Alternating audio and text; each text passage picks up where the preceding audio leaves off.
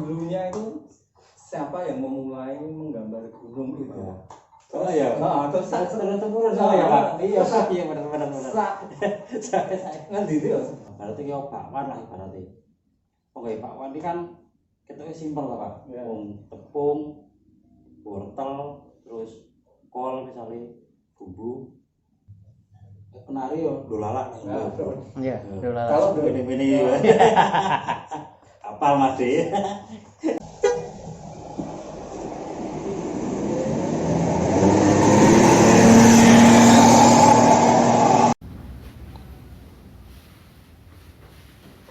Sepatu guys, sandal wis selalu ireng jane tuku ora ono iki. Wis ireng.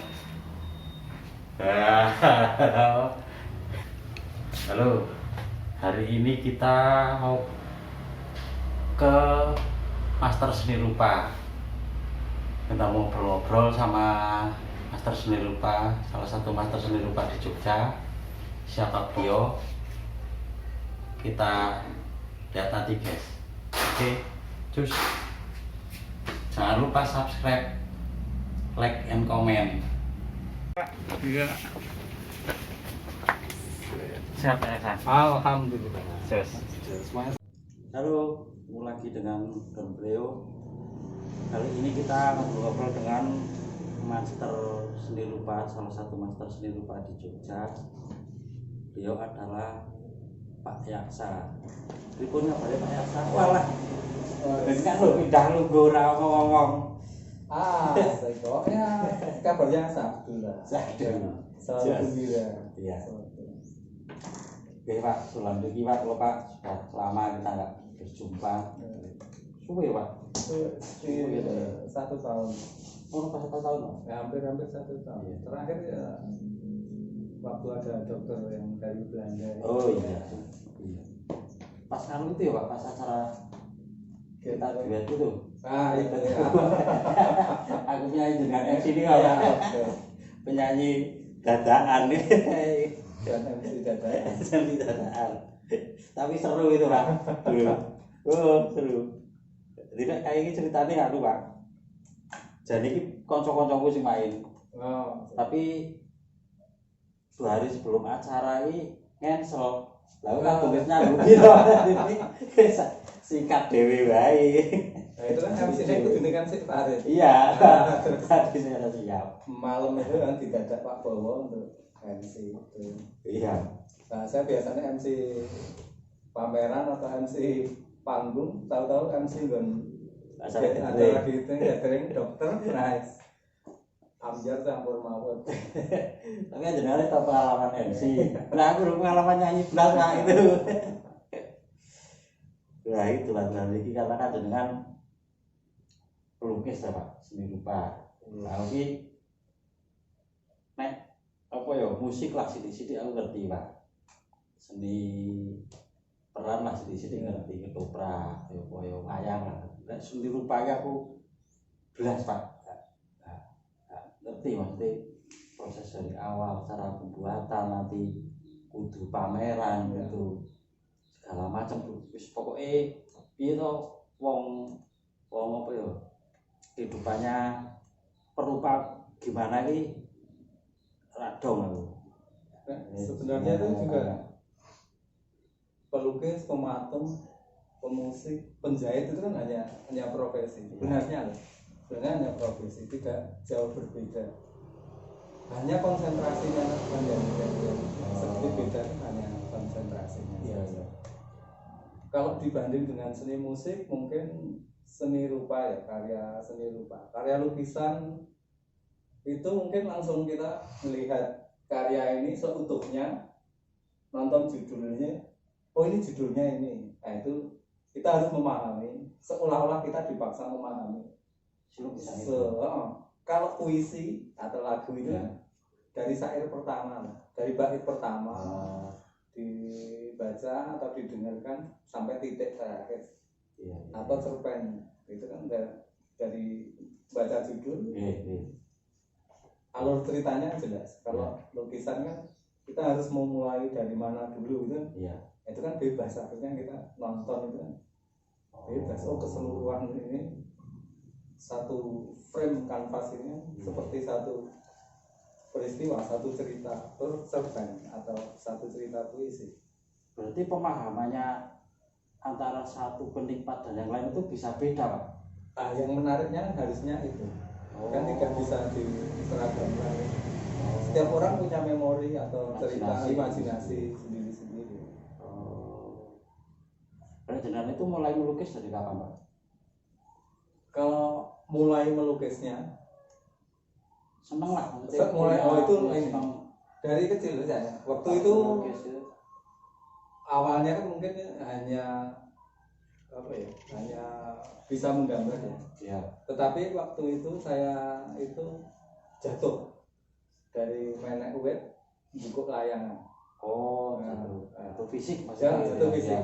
Ya, karena saya hemofilia kan nggak tahu. Awalnya kan tahun-tahun 80-an kan orang belum tahu hemofilia. Orang tua saya belum tahu hemofilia itu apa. Akhirnya saya malah dibawa ke tukang pijet. Ya. Orang pintar lah yang bisa mengobati terkilir atau apa. Nah, kebetulan yang didatangi itu pelukis di Kota Gede, namanya Pak Salim. Itu pelukis, tetapi dia lebih konsen untuk menjadi juragan perak. Dia muridnya Pandi, sebenarnya sahabatnya, tapi dia selalu mengaku muridnya. Tapi sahabat, wajahnya pun sama, penampilannya sama. Dari situ sekitar saya kelas 2 SD, kelas 1 tertarik. Terus setelah pijet itu akhirnya setelah sembuh, setiap minggu saya nonton beliaunya melukis di rumahnya. Itu dia mengumpulkan teman-temannya, yaitu kalau gerbang rumahnya dibuka ramai, ya saya sering menonton orang melukis rame-rame, melukis hari Minggu lah kalau misalkan ceritanya. Berarti senang menggambar dulu, terus ada momen itu, ada momen pelukis yang beliau mengaplikasikan cat gitu ya. Langsung ketemu yang profesional kan langsung ada gambaran ini. Ya, gitu. Ketika nampak tertarik, nampak oh ini bocah iso gambar. Kok besok sekolah nang SMSR wae. Iya. Ya, ketika saya SD kan bayangan saya sekolah SMSR itu apa, sekolah menggambar ya masih bayangan saja. Baru ketika pelan-pelan baru saya diperkenalkan SMSR. Sebenarnya lingkungan kalau saya.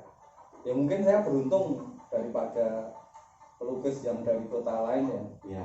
Jogja kan memang seolah-olah gudangnya pelukis ya. Memang pelukis tinggalnya di sini, dan kota ini kan menjadi menarik ketika welcome kepada pelukis-pelukis baru dari luar tuh bisa datang di sini beraktivitas, mengembangkan bakat, mengembangkan karirnya itu dari sini. Itu menjadi keberuntungan lah saya bisa berada di sini. Saungnya kan lebih banyak di kota ini. Referensinya jadi lebih banyak. Kalau saya itu jelas Pak, jadi dari kecil loh sampai saya ini gambar gunung ngono terus jualan. Tapi menarik loh, gunung itu dulunya itu siapa yang memulai menggambar gunung itu? Oh ya. Terus turun-turun ya Pak. Iya benar. Ngendi ya? Sekolah ngendi wae itu selalu menggambar gunung. Orang yang Indonesia kalau Thailand pun gambar gunung, padahal yang Thailand Gunung Merapinya ada ya. Tapi ada gunung dan jalan itu jadi ada matahari, gunung, sawah dan jalan. Orang Thailand, Filipina pun menggambar begitu. Kalau Malaysia saya belum tahu. Jadi ikonik banget. Nah, itu kan kok gambarnya gitu. Seolah-olah pemandangan Merapi Wetan Solo itu atau daerah Bedono itu ada dua gunung itu. Lah aku wis tahu SD wi. Kalau gambar ngono terus lah pesene gurune iki kan rada sing realis ngono Pak. Tak gambare kakangku, harapanku, ekspektasiku ki yo rada-rada isih kaya cilik. Lah hasil iki malah apik to. Gambar perang iki realis ngono lho. Ora tak tumpuk.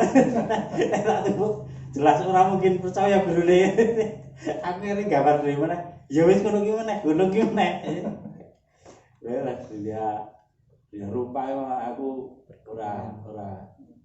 nggak ngerti kan sama nulis. Aku nulis enggak, tapi nek nulis ya sih padha wae. Tapi mungkin karena nulis iki apa yo paling ora lah yo pernah gawe surat lah.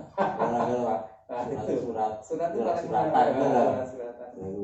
Tapi aku ora tau ditampa wak biyen nek nyurati cewek ora ditampa. Tulisan ora aku maca. Aku iki kerja ora apa handphone ora maca aku. Nyurati cewek kan tidak harus sekali lah. Harusnya berkali-kali. Iya. Sampai si cewek itu yakin. Lah aku sampai kan Pak, sampai aku kudu diketek dengan maca-maca. Nek bisa tangan las-las diwaca. Kadang-kadang cowok itu nyurati kan sekali, begitu ditolak kan tuh minder. Iya. Ketemu istri. Iya. Habis lihat ditompo. Sing disurati ya orang yakin. Iya. Kalau wanita itu diulang lagi. Diyakinkan. Yang jadi masalah itu yang disurati nggak bisa baca lah. Lagi aku ki ngono kuwi masalahe. Dari konsol dibaca. Mak comblang.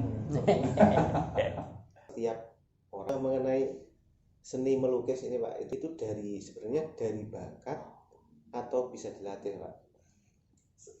Sebagian pelukis itu ada yang dari bakat. Memang betul-betul dari bakat itu ada. Terus ada yang dari suka. Terus ada yang dari pengen. Ya. Sebenarnya nggak ada bakat, tetapi dari pengen dari pelukis. Latihan ya. Pengen dari pelukis. Ada beberapa orang itu kepengen dari pelukis. Contohnya yang terakhir adalah SBY. Oh iya. Pak SBY itu mendadak, mungkin beliau sudah suka melukis sudah lama, tetapi kan pasti tidak intens, tetapi suka. Dan itu bisa dilatih terus-menerus. Sekarang mungkin punya waktu banyak terus melukis. Juga banyak beberapa pensiunan polisi atau pensiunan tentara, pensiunan dokter itu kemudian melukis itu banyak. Ya awalnya dari suka itu. Dan sarannya dengan Pak untuk pelukis pemula. Masukan buat mungkin ada pelukis pemula cah nom-nom sih. Lagi pengen kalau hari ini itu mungkin lebih mudah ya, untuk referensi dari internet itu mungkin lebih banyak untuk menunjukkan kepada publik yang luas, pada dunia itu kan tidak seperti 5 tahun kemarin. Kita masih harus pameran dengan di ruangan yang bersih, yang dengan sorot lampu yang terang, ya, dengan seremoni pembukaan pameran yang dengan poster yang besar. Kan tidak harus begitu lagi. Sekarang sudah ada media sosial, itu ada Instagram, ada Facebook. Nah ini kan menjadi memudahkan untuk mengkomunikasikan itu. Bisa jadi media promosi ya? Ya, menjadi media. Pameran kan promosi sebenarnya. Ya. Nah, bagaimana kita mempromosikan, mempublis dari karya-karya itu sebenarnya kan menjadi lebih simpel. Berarti seni rupa juga sekarang berpindah ke media sosial juga ya Pak promosinya? Sebenarnya udah semenjak ada Facebook, ada Instagram, seni rupanya sebenarnya sudah masuk ke sana. Tetapi yang kemarin itu masih seperti dokumentasi, belum konten. Yang konten itu ada tapi masih seperti mengunggah saja. Seperti orang itu nyantel ke lukisan di art shop atau di nyantel ke sama memamerkan kan lain. Nah, memamerkan kan udah konten. Bagaimana membuat konten itu agar orang tertarik untuk menonton. Kalau sekedar nyantel ke mungkin juga saya sekedar munggah di Facebook atau di Instagram ya mungkin yang like atau komen ya teman-teman saya. Tapi ketika itu sudah menjadi konten, otomatis kan penontonnya akan lebih luas lagi, tentu akan menjadi lebih menarik. Nah kalau ini Pak, kalau musik kan yang saya tahu ya Pak, itu kan dari produksi selain dari lagu produksi itu, habis itu launching, kalau dulu album, sekarang mungkin single kan itu dipromosikan misalnya titip ke radio dulu kan itu, sekarang ya ada YouTube gitu. Dan nantinya kan yang diharapkan kalau musisi kan off airnya juga konser kemana-mana. Nek perupa itu gimana Pak? Kalau perupa itu karyanya kan, kalau pemusik satu karya itu bisa dinikmati ribuan orang dalam waktu yang, kalau karya seni rupa bisa dinikmati banyak orang, itu kan hanya melalui pameran. Tetapi yang memiliki karya itu akhirnya kan hanya satu orang yang membeli dan mengoleksi itu saja. Nah, perbedaannya kan hanya di masalah kepemilikan lanjutan. Ada karya yang kemudian setelah dibeli, setelah dikoleksi atau setelah dipesan jadi kemudian itu tidak dipublis juga ada.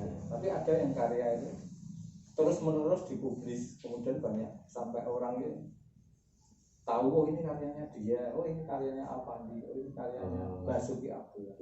Karena itu kan dipublis berulang-ulang. Kalau musik itu kan kalau konser dia diundang Pak. Kalau kecuali mungkin launching yang bikin manajemen band sendiri atau manajemen si company recordnya itu. Tapi kalau setelah itu kan kalau musik konser diundang IO gitu kan Pak. Kalau seni rupa gimana Pak? Kalau seni rupa ini sebenarnya juga untuk pameran itu kan banyak yang sebenarnya kan ada promotornya atau sponsor juga ada. Mungkin ada galeri komersial, galeri yang sebagai pemirsa sebagai media pemasaran itu juga ada.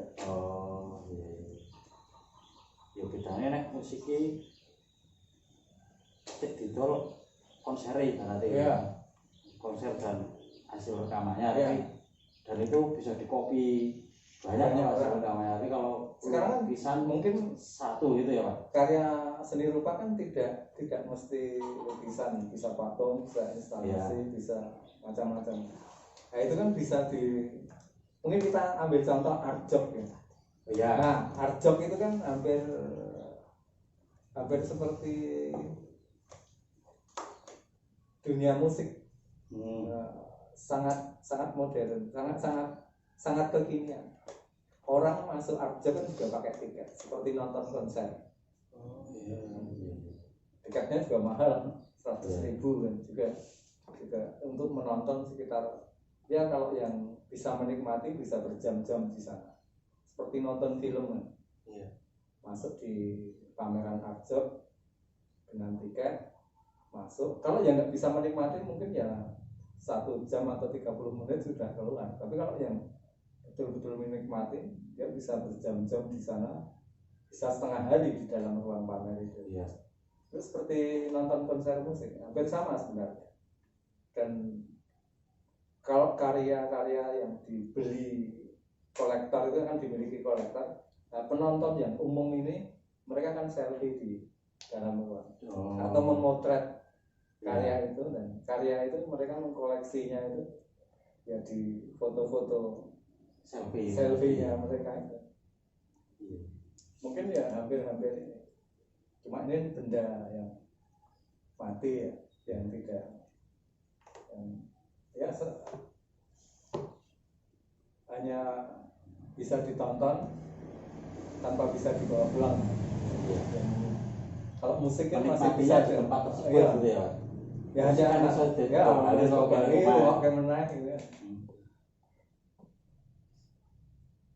Kalau untuk menghasilkan karya ini Pak, untuk menghasilkan sesuatu karya itu berdasarkan istilahnya situasi terkini atau memang dari idealisme kita atau inspirasi kita terus muncul terus mau bikin sesuatu gitu Pak. Kalau biasanya seperti apa Pak? Ada setiap seniman kan pasti berbeda-beda ya untuk membuat karya lukisan, khusus pelukis mungkin akan berbeda-beda. Ada yang melukis memang sebagai ekspresi semata, dia punya ide, gagasan, kemudian diekspresikan dia bawa mungkin karya-karya surrealis atau apa gitu, atau karya-karya yang abstrak mungkin. Nah itu kan sangat personal sekali pengalamannya ya. Dia melukiskan pengalaman-pengalaman batiniah yang dialami oleh pelukisnya itu. Tapi ada yang memang melukis secara realistik, harus difoto dulu, kemudian dipindahkan, baru dipindahkan kanvas, macam-macam. Mungkin kalau saya lebih melukis realistis seperti dongeng ya, saya melukis itu seperti dongeng. Jadi atau cerita, pernah ada peristiwa apa, kemudian saya melukiskan. Itu dalam satu frame atau Satu frame. Ada satu frame, bisa beberapa seri. Bisa. Mungkin yang karya yang di belakang ini saya menceritakan tentang demo 20 Mei 98 waktu Piswanan Ageng di Keraton Yogyakarta itu. Oh, aku melu Pak demo ini Pak. Ya. Di SMA Ya. ya. Saya Berarti masih apa semua ya. saya masih semester 4, jadi ya masih euforia. Ya. Ruame ya.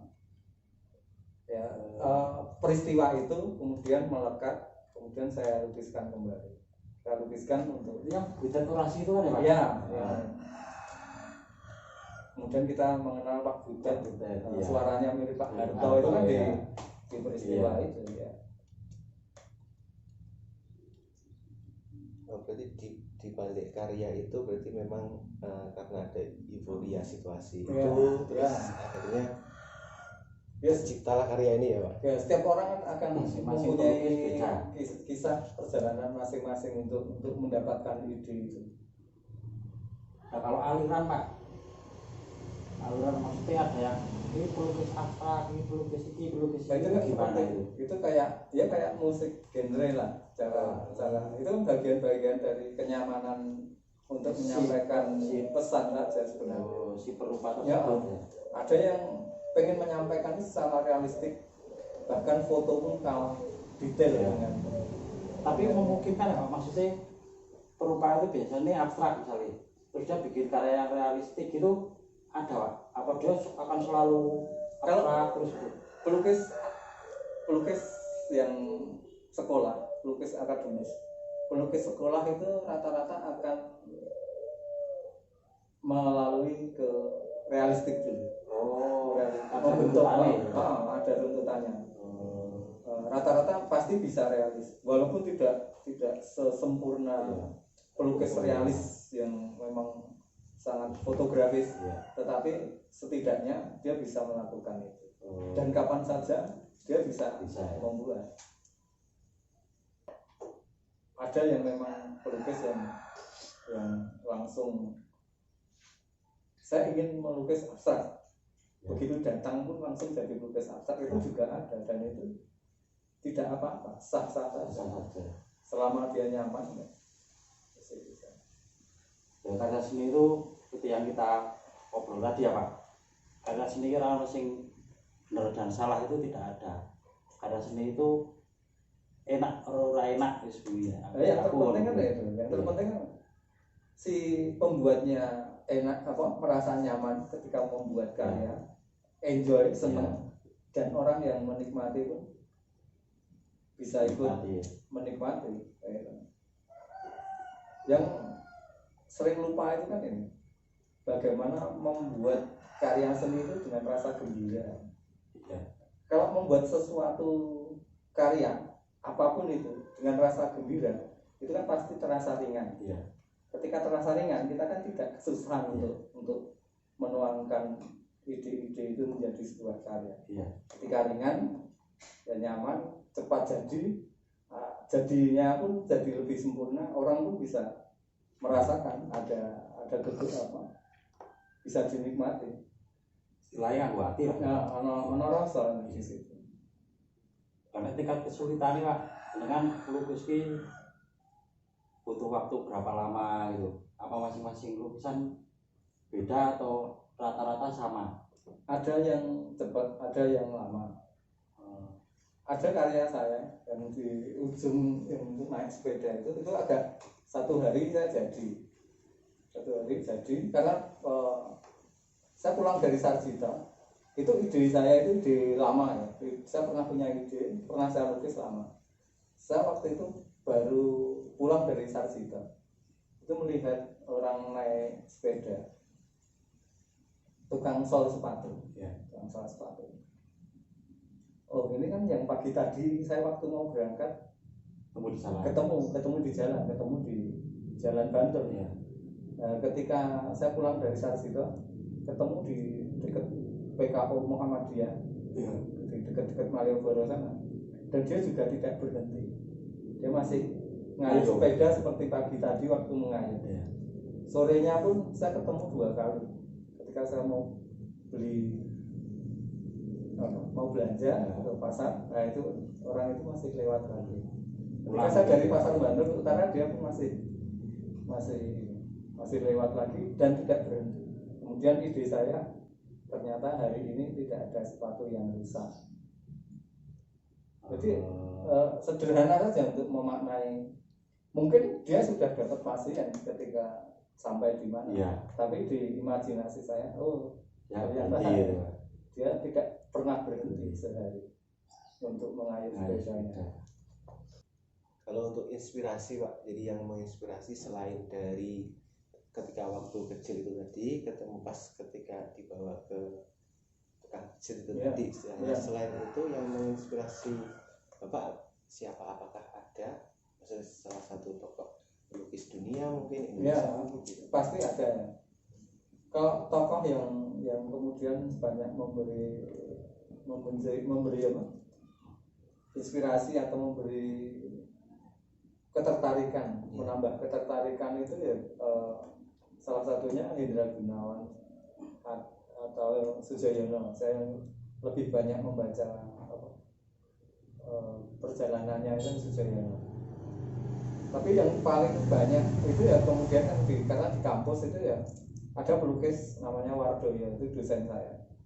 Itu yang paling banyak ini membuka kesadaran bagaimana ketika saya tertarik dengan Sujoyono atau Jos Gross yang dari Jerman, karyanya saya tertarik dengan kedua nama itu.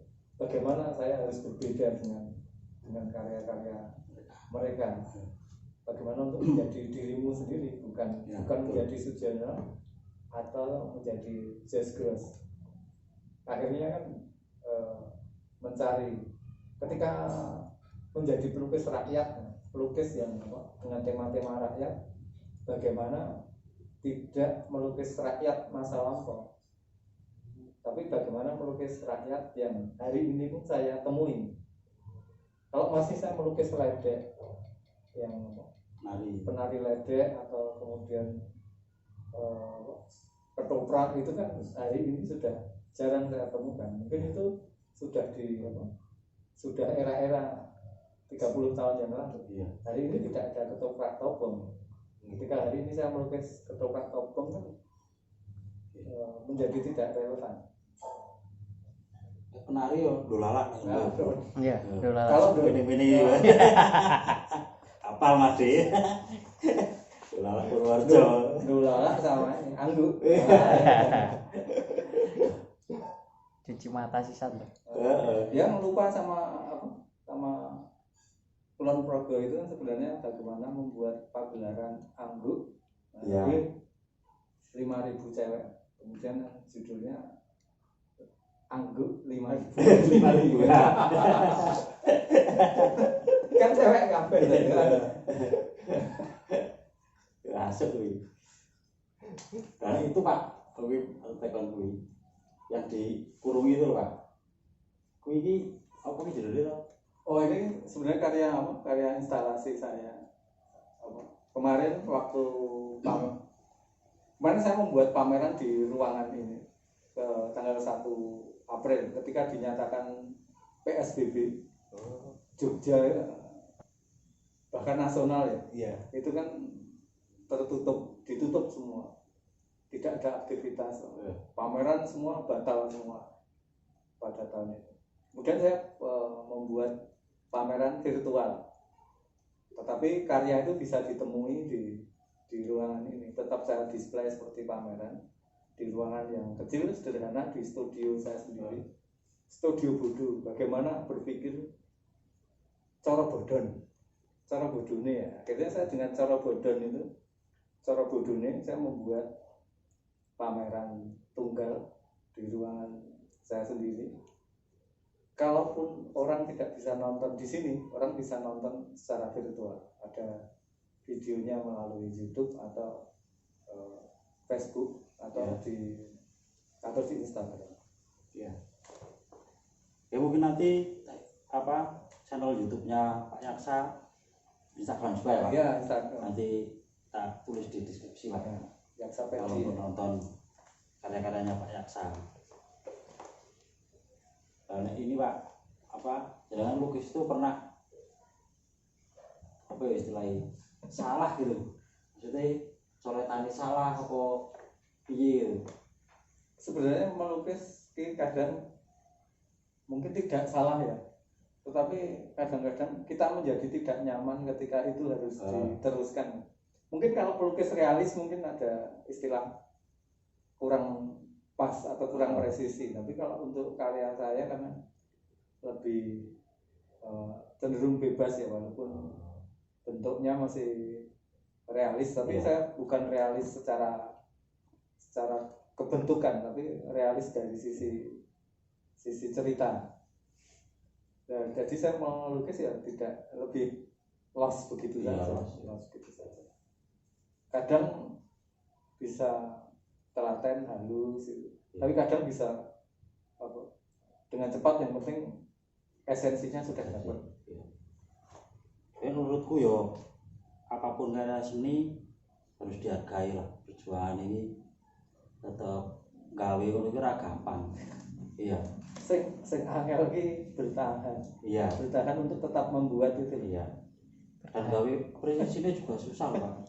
Entah itu lukisan, entah musik, presisi penak dinikmati itu susah. Berarti ya bakwan lah ibaratnya. Oke, bakwan ini kan kita simpel lah Pak. Tepung, wortel, terus kol misalnya, bumbu. Itu kan sederhana. Dicampur, digoreng jadi bakwan. Tapi nek ketiban tahu ya sudah dadi tahu susur lho Pak. Dadi bakwan iki bisa tiban tahu plung ngono dadi tahu susur iki.